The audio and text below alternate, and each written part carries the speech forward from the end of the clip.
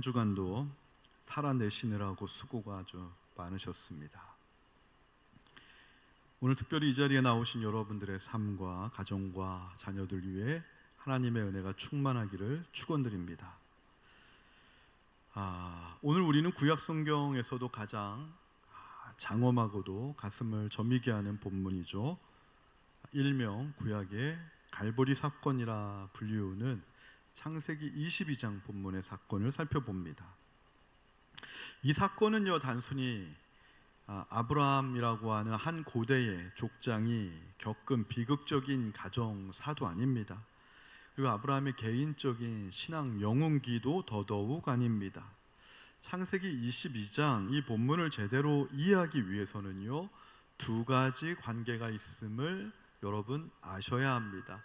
첫 번째 관계는 아브라함과 그의 독자 아들 이삭이라고 하는 관계가 있다면, 또 반대편에는 하나님과 하나님의 독생자 아들 예수 그리스도, 이 관계가 두 관계가 있다라고 하는 사실을 전제로 이 본문을 바라봐야 합니다.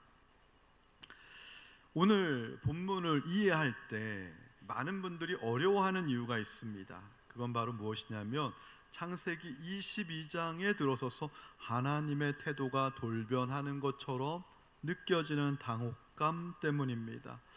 왜 하나님이 갑자기 폭군도 아니고 독재자도 아니신데 아브라함에게 언제는 아들 줄 때는 언제고 그 사랑하는 아들을 내게 번제로 바치라 이렇게 요구하시나? 과거에 살펴보면 이미 아브라함은 자신의 아내 사라를 누이라고 속였던, 그 파렴치하고 모렴치했던 그 아브라함의 과거 시절에는 한마디의 노여움이나 꾸지람도 없으셨던 그 인격적인 하나님이 왜 창세기 22장에 들어와서 갑자기 무리한 요구를 하시나? 그렇게 달라고 하면 왜 주시나? 하나님이 굉장히 악취미를 갖고 계시나? 이런 의문이 들기 사실이죠. 그리고 또 하나는 그런 거예요. 그렇다고 하나님이 그렇게 요구하신다고 또 아브라함은 그렇게 기꺼이 바칠 필요가 있을까? 자기 혼자 살겠다고 아버지로서 아들을 하나님을 위해 번제를 드리는 그런 아브라함의 믿음의 조상으로 고백하는 기독교, 이거 혹시 광신도 아닌가? 이러한 생각까지 이르게 되면 참 신앙생활 하기가 힘들어지죠. 갑자기 오늘 본문을 이해하는 것은 사실 굉장히 어려운 과정입니다. 목회자조차도 이 본문을 이해하기가 그리 녹록지만은 않았습니다. 근데 반대로 이 본문을 제대로 이해하게 된다면 도대체 기독교 복음이 무엇인지, 기독교 복음의 정수가 무엇인지를 이해하는데 굉장히 많은 도움을 얻게 되실 것도 사실입니다. 오늘 한번 이 본문의 신비 속으로 우리가 한번 들어가 보길 원하는데요, 본문 1절은 이렇게 시작합니다. 그 일 후에라고 시작합니다. 창세기 22장 1절에 그 일 후에라고 시작하는 이 단어가 오늘 이 창세기 22장 본문을 해석하는 귀한 열쇠가 됩니다. 영적인 비밀이 담겨져 있습니다. 여러분, 아브라함은요, 갈대아 우르를 떠나 가나안에 들어왔을 때가 이미 이 본문 당시에 수십 년이 흘렀을 때였습니다. 그동안 아브라함이 어떻게 살았죠? 애굽에서 아내를 누이라고 속이는 나약함도 보였고요, 인간적인 방법으로는 하갈을 취해서 이스마엘을 낳는 자기 의를 드러내는 믿음 없는 행동의 모습도 보였습니다. 이 모습 둘 다 사실 다 불신앙이죠. 왜 그러냐면 하나님의 오케이 사인이 떨어지기도 전에 아브라함이 자신의 생각대로 먼저 판단하고 움직여서 일어난 일이기 때문에 불신앙의 영역입니다. 여러분, 불신앙 다른 거 없습니다. 하나님께 묻지 않고 내 생각대로 움직이는 모든 것, 판단하는 것, 선택하는 것, 이것이 사실 불신앙입니다. 근데 우리가 알아야 할 것이 있어요. 우리가 꼭 불신앙을 저지른다고 해서 하나님이 우리를 버리시나 하는 것입니다. 그렇지 않죠. 하나님이 택한 자녀라도 얼마든지 불신앙의 삶을 살아갈 수 있습니다. 사실 우리들의 자녀들도요, 우리 부모인 우리들의 말을 듣지 않을 때가 얼마나 많은지 모릅니다. 그때마다 여러분의 자녀를 여러분 버리셨습니까? 포기했습니까? 그렇지 않잖아요. 하나님도 마찬가지이십니다. 이런 관점에서 본다면 오늘 본문의 요지는 우리가 아브라함처럼 우리의 이삭을 하나님께 바칠 수 있느냐 없느냐 하는 문제가 아니라는 거예요. 오늘 본문이 갖고 있는 진짜 핵심적인 메시지는 무엇인가? 바로 이것인데요, 아브라함이 자신의 아들 이삭을 번제로 바칠 때 아버지로서 얼마나 가슴이 찢어지고 아팠겠습니까? 이를 통해서 하나님께서 저와 여러분을 위해 예수님을 십자가의 번제로 내어주실 때 하나님 아버지의 마음은 얼마나 찢어지고 가슴이 아프셨을까 하는 것을 좀 알라라고 하는 의미로 오늘 본문이 나온 것입니다.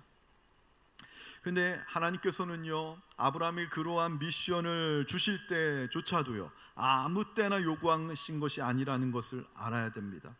신앙은 과학입니다. 적어도 오늘 본문에 보면 아브라함에게 있어서 놀라운 신앙의 성장 이후에 이 미션을 허락하셨는데 그 변화가 무엇이냐? 한마디로 부활신앙이라는 겁니다. 아브라함에게 부활신앙이 생긴 이후에, 즉 아브라함의 내면 속에 하나님의 시험을 충분히 감당할 만한 믿음과 영적인 능력이 생긴 이후에 이 미션을 요구하셨다라는 것에 우리는 주목해야 합니다. 그러니까 하나님의 모든 시험과 요구는 성도가 감당할 만한 수준에서 이루어짐을 믿으시길 주님의 이름으로 축원합니다. 이 전제는 구약이나 신약이나 변함이 없어요. 그래서 창세기 22장 1절에 그 일 후에라고 하는 이 단어가 오늘 창세기 22장 본문 전체를 푸는 그냥 안전장치가 되고 핵심적인 열쇠가 된다라는 것입니다. 자, 그렇다면 좀 더 깊게 한번 살펴보죠. 그 일 후에라고 하는 것은 도대체 어떤 의미를 가지고 있을까요? 창세기 21장 이후라는 뜻 아니겠습니까? 22장 앞이 21장이니까. 그러면 창세기 21장이 중요하겠죠. 그러면 창세기 21장에서 아브라함에게 도대체 어떤 변화가 일어났는가를 살펴보는 게 중요합니다. 창세기 21장 후반부에 이르게 되니까요, 아브라함은 이제 부엘세바라고 하는 그 땅에서 에셀 나무를 심었고 하나님을 영생하시는 하나님이라고 불렀습니다.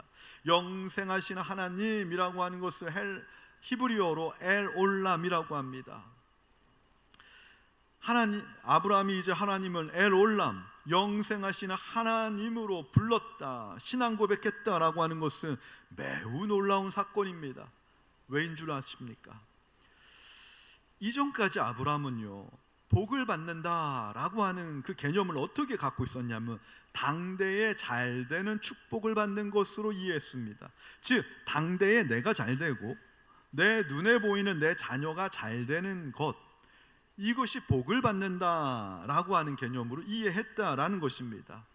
그러니까 여러분 창세기 11장 12장 한번 살펴보세요. 11장 말미에서부터 그 어느 날 갑자기 하나님께서 아브라함에게 나타나셔가지고 말씀하시는 것이죠.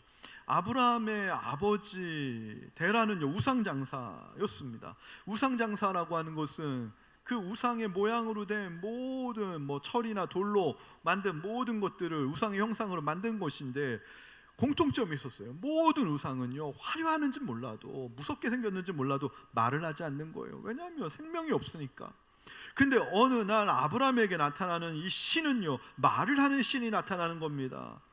하나님께서 어떻게 이야기하셨죠? 구약에서 나는 스스로 있는 자이다. 말씀하시는 신이 나타나니까 아브라함이 우상장사인 아버지한테 나가서 아버지 큰일 났습니다. 어떤 신이 나타났는데 저한테 말을 합니다. 이야기를 합니다. 그러니까 아버지 데라가 놀랍니다. 그 신은 진짜 신이다. 내가 우상장사를 해봐서 아는데 모든 우상들은 다 장사야, 장사. 그건 다 말하지 못해, 모든 우상들. 그런데 너에게 나타난 그 신은 너에게 말을 한다니까. 그건 진짜 신이다. 그래가지고 온 집안이 무서워가지고 제가 볼 때 살기 위해서 아마 그 말씀하시는 신을 따라갔을 겁니다. 내가 지시할 땅으로 가라. 뭘 알고 갔겠어요, 하나님에 대해. 여기에 담겨져 있는 것이 무엇이냐면 내가 살기 위해서, 내가 산다라는 것은 잘 살기 위해서, 내가 행복하기 위해서, 내가 살아야 잘 살 수 있고 행복할 수 있으니까, 성공할 수 있으니까. 그리고 나서 창세기 12장에 1절부터 4절까지 하나님이 아브라함에게 복을 주시는데, 내가 내 이름을 창대하게 하고 너로 인하여 많은 민족을 이루게 되고 복의 근원을 이루게 하겠다라고 하는 복을, 그 선언을 들었을 때 아브라함은 이 복을 어떻게 이해했냐면 당대에 나에게 주시는 복으로 이해를 했다라는 것이죠. 그 증거가 창세기 15장에 나옵니다. 창세기 15장은 창세기 14장 이후에 나오는 거 아닙니까? 창세기 14장에서 어떤 일이 있었냐면, 아브라함 있잖아요, 조카 롯이 그 소돔에 있다가 그 그돌라오메 연합군에 의해 가지고 다 포로로 붙잡혀 갔을 때 가병 318명을 데리고 가가지고 그 연합국의 왕들을 물리치고 엄청난 전쟁을, 승리를 거두게 됩니다. 그리고 그 엄청난 기념비적인 전쟁의 승리를 거두었는데, 창세기 14장인데 15장에 와서 아브라함에게 깊은 영적인 침체가 왔다라고 그래요. 그러니까 하나님이 아브라함에게 나타나는데, 아브라함아 아브라함아 내가 왜 그러느냐 그때 아브라함이 이야기를 합니다. 하나님, 창세기 12장에서 나한테 복 주시겠다고 한 지가 언젠데 지금 내가 아들 한 명도 없지 않습니까? 언제 복을 주실 겁니까? 아브라함이 영적인 침체를 겪었던 그 원인을 추론해 볼 수 있는데 아들이 없어서라는 거예요. 내 후계자가 없어서라는 거예요.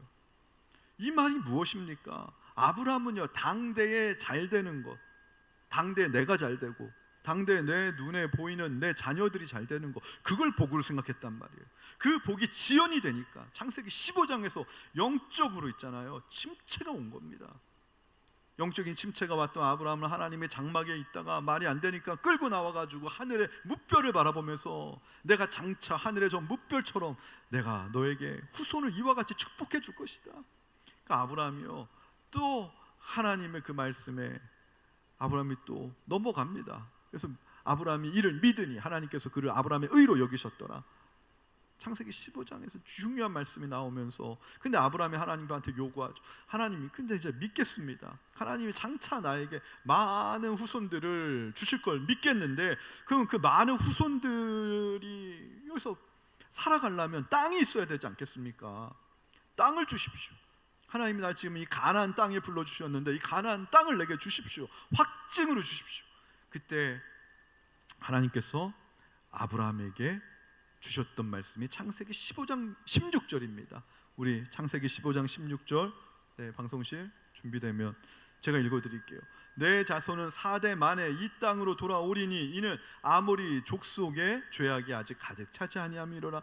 이 말이 무슨 뜻이냐면요, 지금 주지 않겠다라는 거예요. 400년 후에 주겠다라는 거예요. 내 후손들이 객이 되어서 애굽에서 노예 생활을 할 거라는 걸 하나님이 예언하시고 400년 후에 이 땅으로 돌아오게 할 것이다. 400년 후에 돌아오면 내가 이 땅을 그때 줄게. 이게 하나님의 대답이었습니다. 여러분 창세기 15장 13절 우리 한번 방송실 됐으면 우리 한번 읽어볼게요. 시작. 여호와께서 아브라함에게 이르시되 너는 반드시 알라. 내 자손이 이방에서 객이 되어 그들을 섬기겠고 그들은 400년 동안 내 자손을 괴롭히리니. 그리고 나서 4대 만에 이 땅에 돌아온다는 건 400년 후에 내가 이 땅으로 돌아올 내 후손들에게 주겠다라는, 여러분 그런 하나님의 대답입니다. 여러분 여기서 제가 하나 질문 하나 드릴게요. 잘 들으시고 대답하시기 바랍니다. 여러분 400년 전에 여러분의 조상님들의 이름을 아시는 분 손 들어보세요. 여러분 400년 전에 여러분의 조상이 있었겠어요? 없었겠어요? 있었으니까 여러분이 계시는 거죠. 400년 전에 여러분 조상의 이름 아시는 분 있습니까? 얼굴 아시는 분 있습니까? 여러분 400년 전의 조상이요, 여러분의 가족입니까? 아닙니까? 남입니다. 400년 정도 되면 촌수 하나만 벗어가면 이거 남입니다. 여러분 가족이 어디까지예요? 여러분의 자녀는 여러분의 가족 맞죠? 그럼 여러분의 손주는 여러분의 가족입니까? 손주까지는 가족일 수 있어요. 내가 눈으로 보니까. 자, 그럼 증손주가 가족입니까? 내가 보고 죽으면은, 내가 증손주를 살아생전에 보고 죽으면 가족이고요, 내가 안 보고 죽으면 가족 아닐 것 같아요. 근데 400년 후에 후손이요, 한 명도 아니고 많은데 그게 다 가족입니까? 그 정도 되면 남이라고 해요. 남이라고. 그러니까 아브라함이 갖고 있었던 복에 대한 이해는 당대의 복인 거예요. 근데 하나님은 아브라함이 갖고 있었던 생각과는 달랐다라는 것이죠. 당대의 복이 아니라 창세기 15장 13절부터 16절 말씀을 통해 분명히 나오는 증거는, 하나님은 아브라함에게 적어도 400년까지 내다보면서 400년 후의 복까지 계획을 하고 계셨다라는 거예요.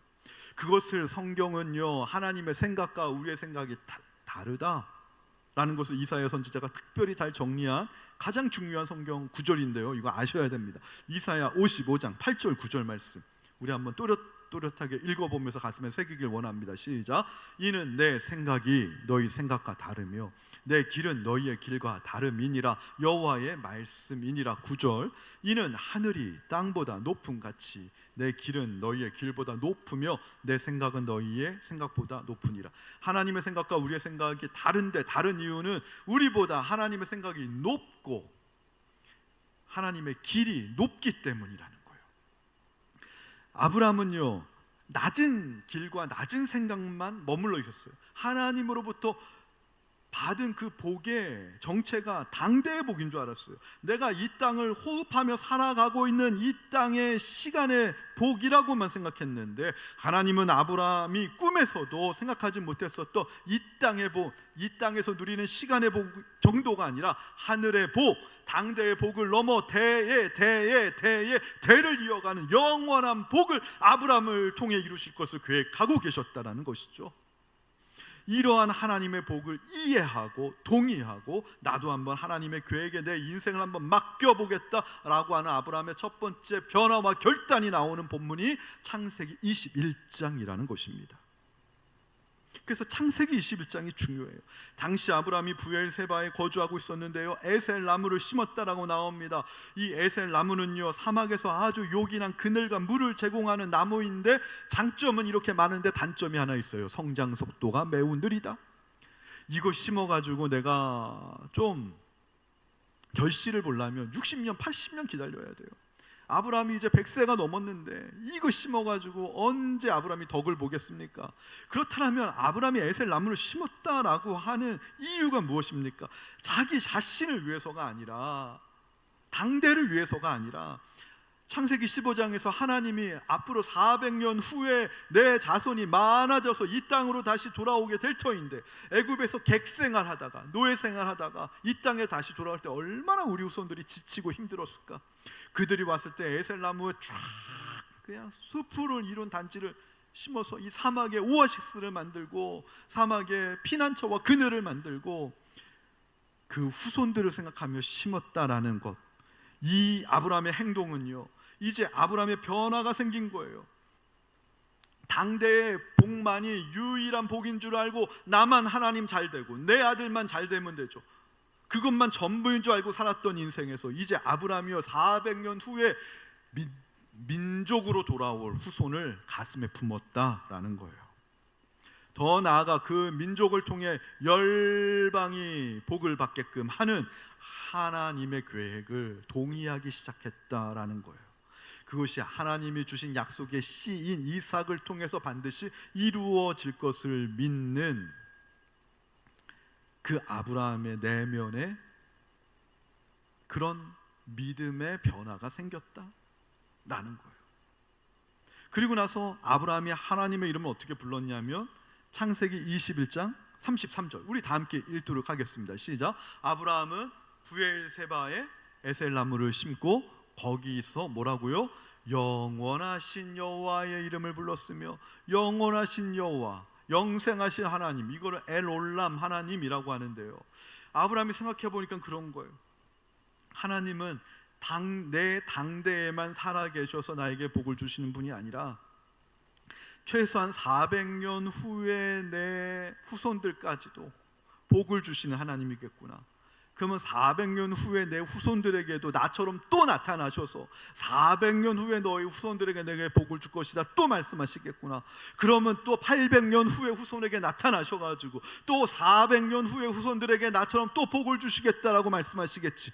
그러면 그것이 계속 이어지면 어떻게 됩니까? 영원하신 하나님이겠구나, 영생하신 하나님이겠구나. 아브라함이요, 하나님의 이름을 그 전까지 엘샤다이 하나님, 전능하신 하나님인 줄 알았는데 당대에 내가 보는 시간과 내가 누리는 이 공간 속에서만 엘샤다이 전능하신 하나님인 줄 알았는데 이젠 이 공간을 넘어서서 시간까지 영원히 영생하시는 하나님이시구나. 아브라함의 믿음이 한 차원 더 깊은 거, 즉 눈에 보이는 현세적인 축복이나 자신의 당대를 넘어서는 영원에서부터 영원까지 자기 백성을 돌보시는 하나님의 영원성을 깨닫는 수준까지 이르게 됐다라는 것입니다.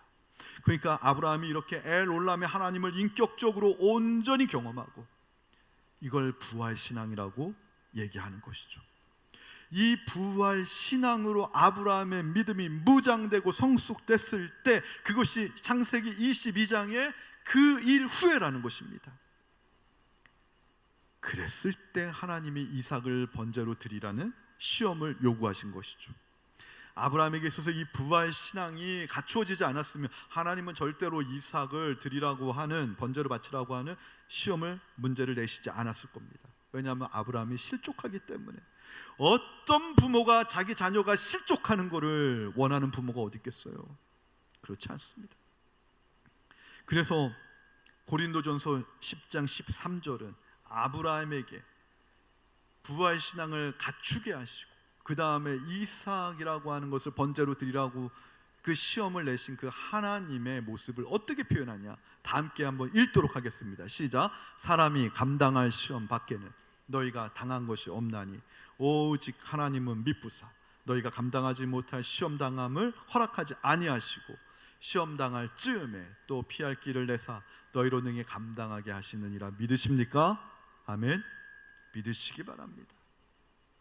그래서 아브라함이 이런 부활신앙을 그럼 가졌다는 증거가 있습니까? 있죠. 창세기 22장 5절 선명하게 드러나는데 우리 창세기 22장 5절 한번 다 함께 읽어보겠습니다. 이에 아브라함이 종들에게 이르되 너희는 나귀와 함께 여기서 기다리라. 내가 이와 아이와 함께 예배하고 우리가 너희에게로 돌아오리라. 자, 내가 너희에게로 돌아오리라가 아니라 우리가 너희에게로 돌아오리라.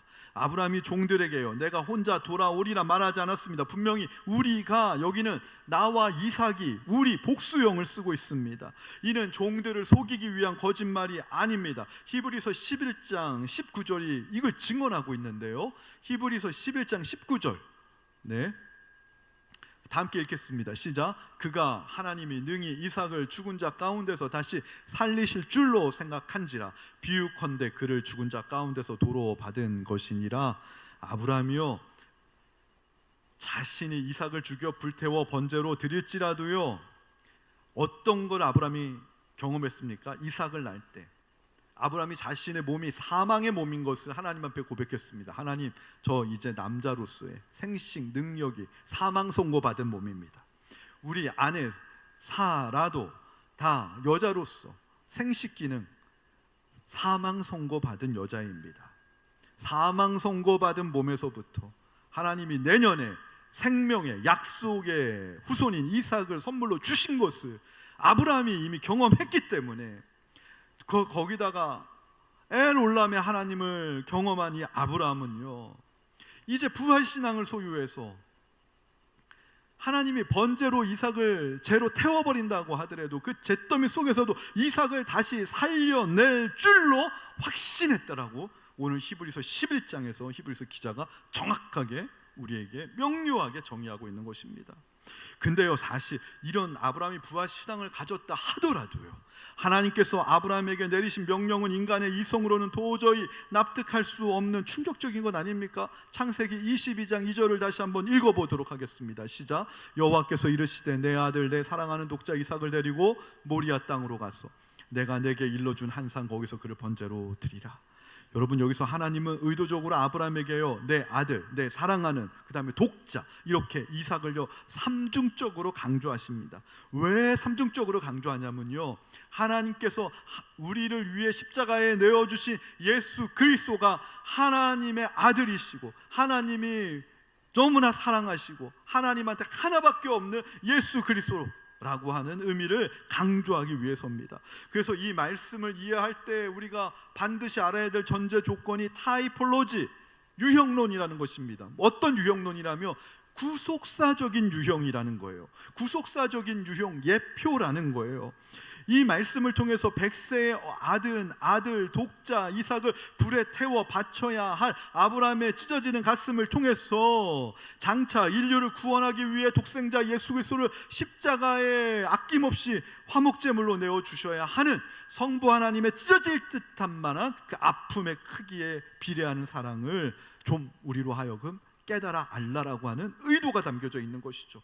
이처럼 아브라함과 이삭과의 관계는요, 성부 하나님과 성자 예수님과의 관계를 설명하는 완벽한 구속사적인 예표, 타이폴로지, 모형이 된다는 것이, 이게 제가 볼 땐 오늘 본문에 대한 가장 핵심적인 정리입니다.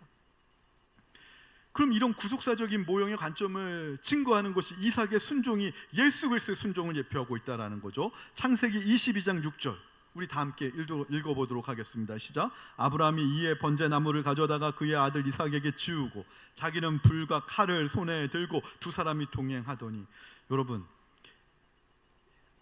이삭이요, 지금 온 인류의 죄악이라고 하는 십자가 나무를 홀로 지고 갈보리 언덕을 오르시는 예수 그리스도의 그 모습을 그대로 연상하고 있어요. 번제나무를 가져다가 이삭이 지우고 올라가는 거예요. 그 모리아산이 나중에 솔로몬의 성전이 들어서고 그 예수님의 골고다 언덕이 모리아산입니다. 제단에 도착한 후의 장면은요, 더욱더 우리에게 숨을 먹게 하는데, 창세기 22장 9절 말씀 다 한번 읽어보도록 하겠습니다. 시작. 하나님이 그에게 일러주신 곳에 이른지라 이에 아브라함이 그곳에 제단을 쌓고 나무를 벌려놓고 그의 아들 이삭을 결박하여 제단 나무 위에 놓고. 여러분, 칼을 든 아브라함은 노년이에요. 노구예요. 100세가 훨씬 넘었어요. 이삭은요 3일 길을요 등짐을 지고 나무를 지고 올라갈 만큼 쌩쌩한 청년입니다. 이삭이 맘만 먹으면 얼마든지 도망갈 수 있습니다. 근데 여기서 보면은 이삭이요 히브리어로 아케다라고 씁니다. 결박하여, 이삭을 결박하여. 아케다, 이건 뭐냐면 이삭이 스스로 결박을 당했다라는 것입니다. 아무런 저항 없이. 왜요? 이삭이요 아브라함한테 그렇게 물었습니다. 아버지, 나무와 땔감과 불은 여기 있는데 하나님을 위하여 드릴 번제로 드릴 제물은 어디 있습니까? 아브라함이 그렇게 대답하죠. 하나님께서 친히 준비하시리라. 그 말 속에 이삭이요 아브라함의 부활 신앙을 보게 된 겁니다. 그것이 이삭의 영적인 각성을 일으켰다고 하는 것이죠. 이삭이 아무런 저항 없이 손수 이 제단 위에 누웠다라고 하는 것이, 예수님께서 십자가를 앞두고 겟세마네 동산에서 땀방울이 핏방울이 될 정도까지 기도하시면서 이 잔을 내게 해서 피하게 해달라고, 그런 아버지의 원이라면 내가 마시겠다라고 한 것과 똑같은 거죠.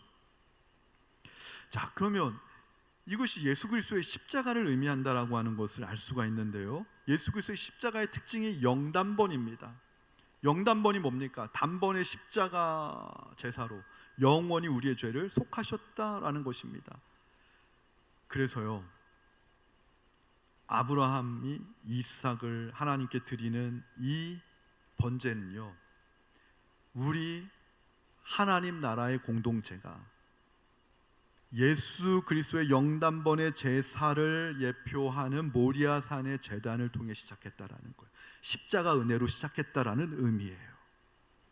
그래서 이것은요, 예수 그리스도의 십자가가 영단번, 영원히 한 번 예수님만이 하실 수 있듯이 두 번, 세 번 십자가 지면 이단이듯이요, 하나님이 아브라함에게 이삭을 바치라고 하는 이러한 요구를 또 영단번인 거예요. 아브라함 이후에 하나님이 그런 요구를 한다라면 그거는 참신이 아닙니다. 이단입니다. 그거는. 그렇기 때문에 아브라함처럼 하나님이 내 아들 달라고 요구하시면 어떡할까? 이거는 정말로 성경을 제대로 알지 못하기 때문에 갖는 오해고요. 우리 기독교의 모든 출발점이 하나님 나라, 이스라엘을 포함한 하나님 나라의 백성이 예수 그리스도의 십자가의 그 은혜를 의미하는 하나님의 하나밖에 없는 아들을 우리를 위해 희생했다.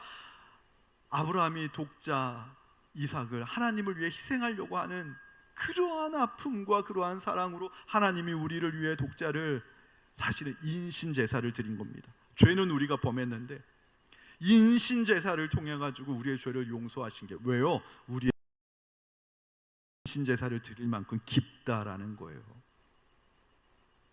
이 말은 반대로 어떤 죄도 하나님께서 자신의 독생자를 희생해 가면서 용서해 놓으셨는데 용서받지 못할 죄는 없다라는 거예요. 그리고 나서요, 하나님이 아브라함이 이삭을 드리려고 했을 때 하나님이 이삭을 받으셨습니까? 안 받으셨습니까? 안 받으셨어요. 그 믿음만 받으시고 대신 누가 번제를 드리셨죠? 하나님이 예배한 어린 양, 이게 예수 그리스도입니다. 예수님이 십자가에서 우리를 위해, 아브라함을 위해 달려 돌아가신다는 것을 그 어린 양을 통해서 수천 년 전에 타이폴로지, 구속사적인 예표 모형으로 우리에게 보여주신 사건입니다. 자, 그러면 그럼 부활하신 예수님 우리 보고 어떻게 살라라는 거예요? 지난 주일날 제 안식 후 첫날의 삶을 살라라는 것이죠. 안식 후 첫날이 뭡니까? 안식일이 제7일이었습니다. 유대교 첫 번째 날이 주일이었고요. 오늘날 기독교로 양력 달력으로 치면 7일이 토요일이었어요. 그러면 안식 후 첫날은 다시 일요일이 아닙니다. 일일이 아닙니다. 인간의 죄로 인해서 1일부터 7일, 하나님이 창조하신 7일이요, 인간의 죄로 인해서 다 타락됐습니다. 그거를 예수님이 끊어버리고 새로운 1일을 주시겠다라는 거예요. 인간이 우리가 살아가야 될 시간도 새로워지고 우리가 밟는 이 공간도 새롭게 하시고 우리의 생각도 새롭게 하시고 아브라함이 갖고 있는 복도 당대의 복을 넘어서서 영원의 복으로 하나님이, 오늘 우리 아까 찬양할 때 제가 은혜 받았던 구절이 뭐죠? 크신 계획, 뭐라고요? 다 알 수도 없고. 아브라함이 그런 거예요. 당대의 복만 하나님이 내게 주시는 줄 알았는데 하나님이 아브라함을 통해서 갖고 계신 그 크신 계획 알 수가 없어요. 알 수가 없을 땐 불안한 거예요. 근데 그거를 깨닫게 될 때, 고백하게 될 때, 알게 될 때 아브라함은요, 믿음의 조상이 되는, 이삭을 드리는 하나님의 테스트를 통과하고 그 한 사건으로 아브라함을 하나님의 믿음의 조상으로 세우신 거예요. 예수 그리스도의 십자가의 은혜로 세워지는 것이 우리 믿음의 공동체의 시작입니다. 그래서 제8일을 살라. 제8일은 무엇이에요? 부활하신 예수님이 우리의 삶을 새롭게, 새로운 일일로 삼게 하셨다. 주일날만, 일요일날만 교회에 와가지고 십자가 지는 삶이 아니라 우리 1일부터 7일을 사는 게 아니에요. 1일부터 7일. 유대인들은 7일마저도 유대교로 타락시켰습니다. 그들이 제사 드리는 날도. 노동하는 날만 타락된 게 아니라 유대교는 예배 드리고 제사 드리는 날까지 타락됐어요. 율법주의로. 그거 다 1일부터 7일 예수님이 패하시고 십자가에서 부활하시면서 제8일의 삶을 살라. 우리가 새로워진 줄로 믿고 정말로 새로운 축복의 삶을 살아가는 저와 여러분이 되기 위해 고백해야 될 찬양이 일상이라는 거예요. 우리의 일상이 날마다 주님과 새로운 부활의 날, 새로운 인생 되게 하여 주옵소서. 이런 마음으로 찬양하고 오늘 기도하고 예배 마칩니다.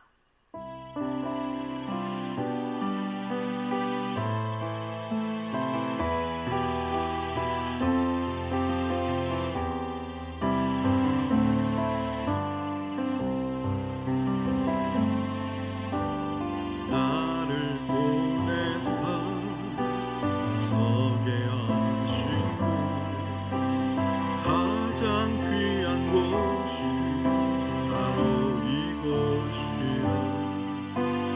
내게 주신 곳 광야와 같아도 믿음과 소망 가지고 최선을 다. 다시 한번 고백해봅시다. 나를 보내사 나를 보내사 서게 하신 곳 가장 귀한 곳이 바로 이곳. 믿으십니까? 내게 주신 곳, 내게 주신 곳 광야와 같아도 믿음과 소망 가지고 최선을 다하리. 나의 작은 삶 주께 드릴 때 나의 작은 삶 주께 드릴 때 나의 삶을 통해 주 영광 받으리.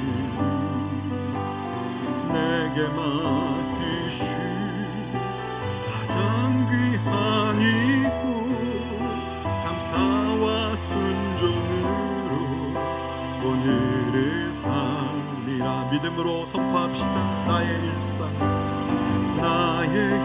일상을 통해 하나님께 영광을 나의 일상을 통해 생명의 복음을 내게 맡기신 이곳 나를 부르신 곳에 하나님의 나라가 이루어지길 원합니다. 나의 일상을 통해 하나님께 영광을 나의 일상을 통해 하나님께 영광 나의 일상을 통해 생명의 복음을 내게 맡기신 이곳 나를 부르신 하나님의 나라가 이루어지길 원합니다. 다시 한번 고백합시다. 나의 일상을 통해 하나님께 영광 나의 일상을 통해 나의 일상을 무엇을요? 생명의 복음 내게 맡기신 나를 부르신 곳에 결단합시다. 하나님의 나라가 이루어지길 하나님의 나라가 이루어지길 원합니다. 여러분 이 시간에 잠깐 기도하실 때요 당대의 복이 전부의 복인 줄 알았던 아브라함의 인생 과연 행복했을까요? 여러분 우리는 당대의 복이 전부인 줄 알고 살아가니까 당대에 내가 원하는 복이 이루어지지 않으면 내 인생이 때로는 실패한 것 같고 내 인생이 때로는 초라한 것 같고 내 일생이 때로는 너무나 불행해 보이고 억울해 보일 때가 있을지 모르겠어요. 근데 아브라함은 생각하지도 못했던 어마어마한 하나님의 이야기를 듣습니다. 너를 통해 400년 동안이나 너를 복의 근원으로 내가 삼을 것이다.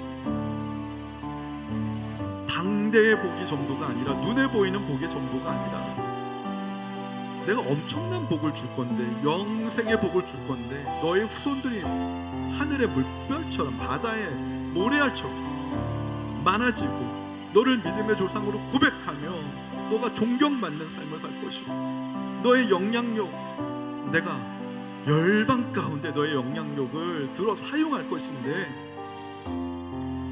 아브라함이 그게 믿어지지 않았거든요. 근데 아브라함이 믿는 데 딱 하나였어요. 에셀나무 한 그루 심을 때부터 아브라함이 그 믿음이 생기기 시작했다고 생각합니다. 어느 날 갑자기 생긴 게 아니라 그 에셀나무가 뭡니까? 지금까지는 나의 당대에 나의 유익만을 위해 살았는데 이제 눈에 보이지 않는 내 후손을 위해서 민족을 위해서 이제 내가 그러한 행동을 한다라는 거예요. 나의 행동이 내 눈에 보이는 이익을 위해서만 살던 나의 행동이 눈에 보이지 않는 하나님과 눈에 보이지 않는 하나님의 약속을 위해 나의 행동과 나의 시간과 나의 물질이 사용되기 시작했다. 여러분 이게 믿음 아닙니까?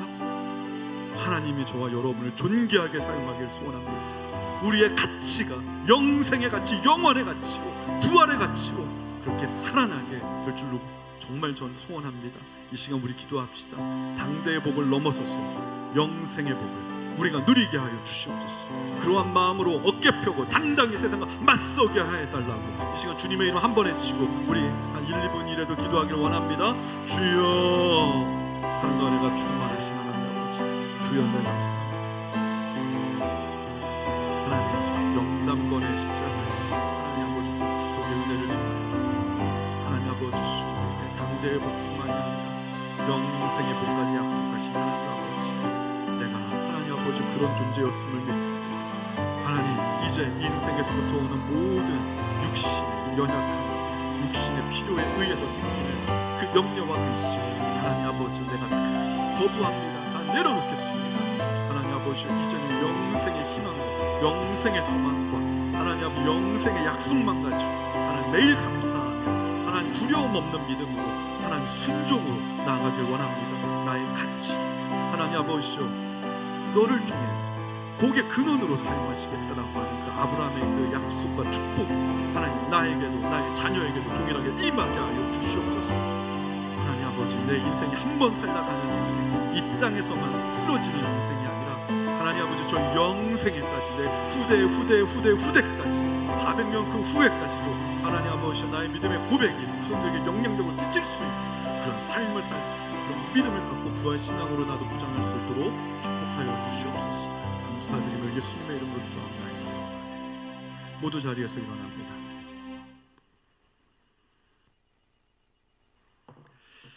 여러분은 세상에 나가서 빛과 소금의 사명을 감당하는 주님의 제자가 되시기를 바랍니다.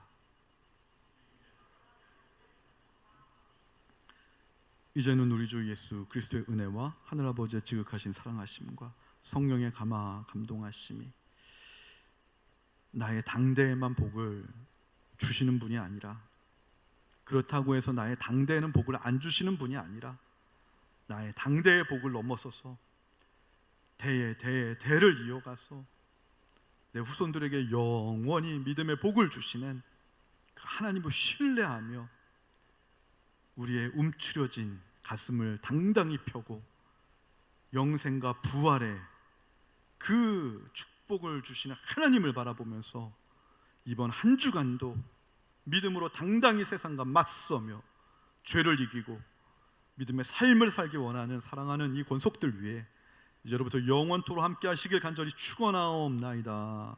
아멘.